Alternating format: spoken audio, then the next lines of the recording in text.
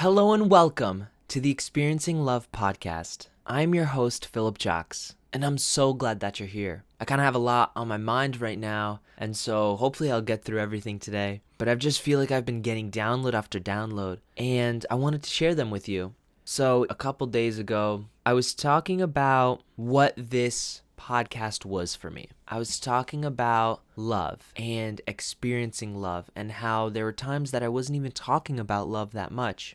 And I was doing my reading yesterday because every day I do at least 30 minutes of reading to continue learning and growing my mind. And so I was doing my reading yesterday, and it's this incredible book called King, Warrior, Magician, Lover by Robert Moore and Douglas Gillette. It's a book about rediscovering masculinity through the lens of archetypical psychology. To give a little bit of a layman's explanation, it pretty much means that within all of us there are 4 archetypes that govern our personalities and our decision making, and they're present the whole time. It's the sovereign, the warrior, the magician, and the lover. The book goes into describing each archetype and the characteristics of each. And without going too deep into it, I had this realization just before recording this episode that I think this podcast is called Experiencing Love because it is my manifestation of my lover. I've noticed that in other areas of my life, there are other archetypes that are stronger. I find myself being a warrior most often lately, yet my warrior works very closely with my king, my magician, and my lover. The warrior is the part of me that has decided it is time to get things done. It is time to move forward for this greater purpose, for helping people, for learning, for growing, for loving.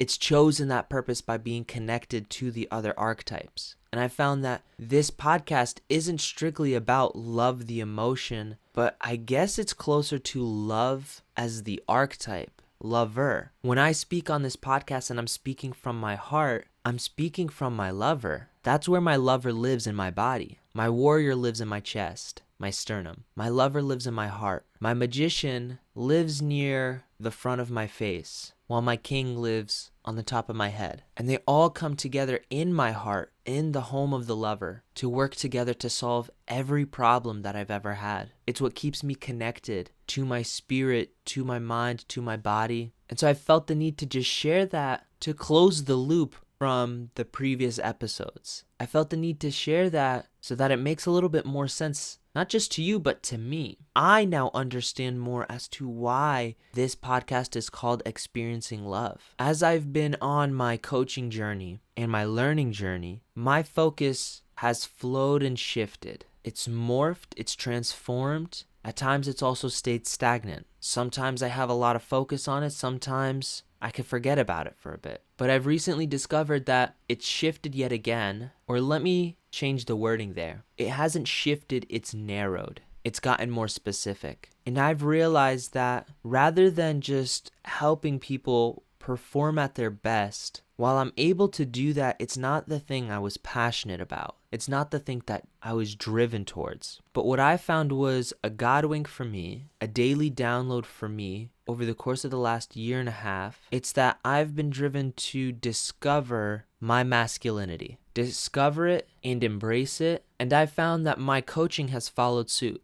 I focus on coaching mindset and masculinity. I teach young men how to tap into the archetypes that they truly are, the highest versions of themselves. Because yes, from there, they will be able to perform at their best. That is where they'll find peak performance. That is where they'll find purpose and passion and pleasure. And it reminds me of me in the past. I used to have an aversion to masculinity, as many do nowadays. Upon learning from these books and from the different seminars and experiences that I've had, I've learned where that comes from. Not just for me, but for many people out there. It's not masculinity that's the problem. It's the overabundance of immature masculinity. I spent years of my life, honestly, most of my life, with what I call a feminine mask on. I had this masculine core that I was born with. It's part of who I am. It's instinctual. And I've had this feminine mask on where I would tap into my feminine energy. All people have this. All people have both feminine and masculine. One is dominant. One is your core. And over time, depending on your circumstances, your environment, and your experiences, you may put on mask after mask on. Meaning, one of the things I once did for a period of my life is I would put on a feminine mask. That was the normal thing for me. But then I acknowledged that dating wasn't working for me, or being strong, being present, being authoritative. I was like, oh, I need to tap into my masculine. So when I thought I was tapping into my masculine, what I was actually doing was putting a masculine mask over the feminine mask. Now I'll give you a fun fact. People know that that's a mask. People will see it because I was doing that for women. I was doing that to show women that, oh, look at me, I'm masculine. But I knew it was a mask. They knew it was a mask. And because of that, it didn't work. And so I gave that up and said, no, screw it. I am who I am. And this is how I'm going to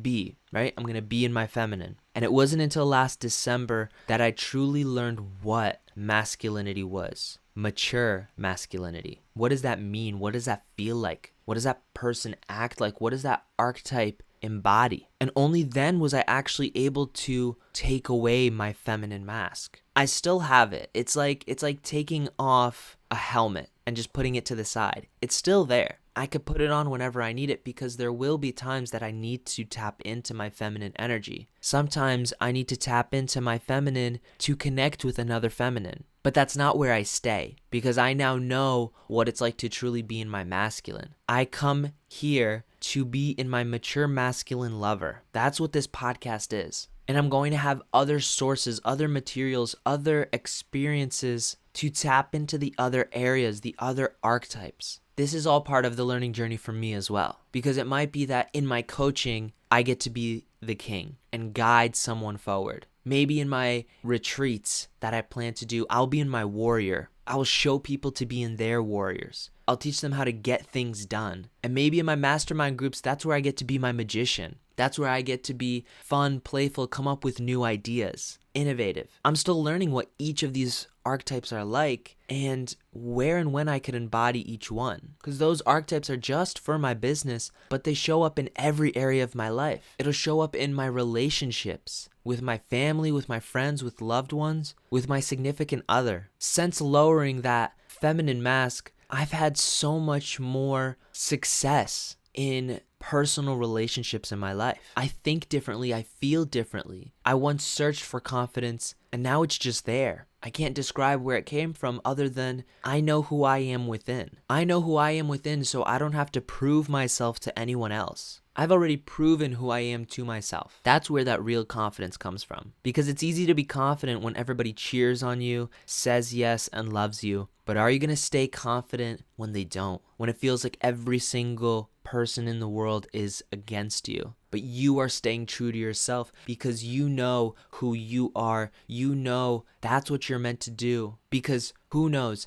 that may just be your test. And when you pass that test and you show the world that no matter what, I stuck to my guns, this is exactly who I am and what I believe, and you go out into the world and you teach that and you share that, that might just be the greatest gift that you give to the world.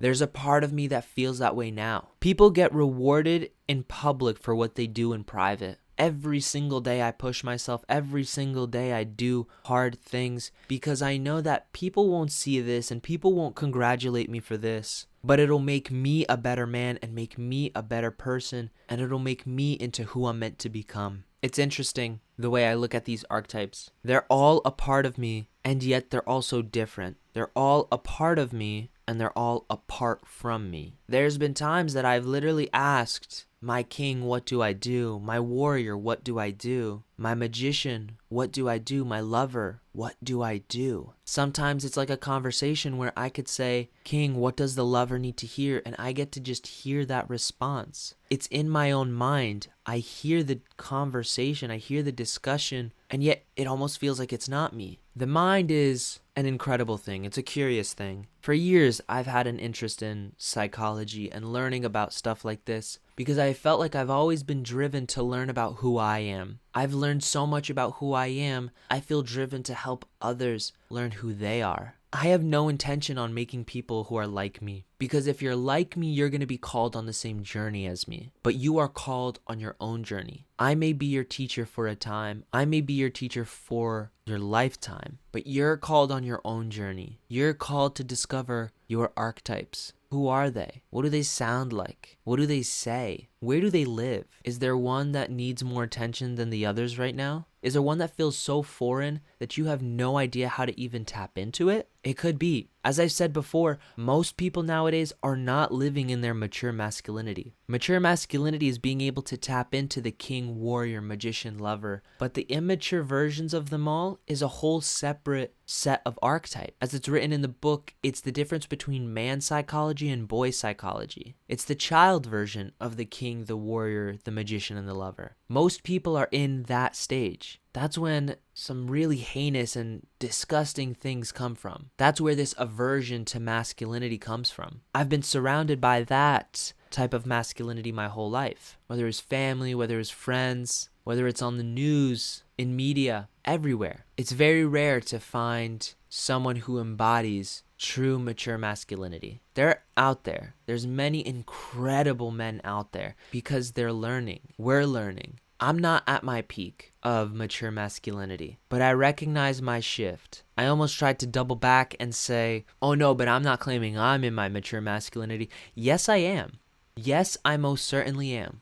Because I feel it in my body, in my soul. I still have that aversion to immature masculinity. It's something that I need to counsel myself on. And yet I'm in a masculinity now that feels good. It feels different. So I'm continuing this journey, helping young men connect with their masculinity. I enjoyed making today's episode, and I hope you enjoyed listening to it. This one truly came from my heart. If you enjoyed this episode, I would really appreciate it if you would send it to someone who needs to hear it. This isn't you claiming that they need to become more mature. This may just be someone who knows what you and I are talking about. Maybe you agree with some of the points I've made, or maybe you want to talk about how ridiculous some of this sounds. But send this to someone you think could benefit from hearing it. Thank you so much for being here, and I look forward to seeing you in the next one. I love you.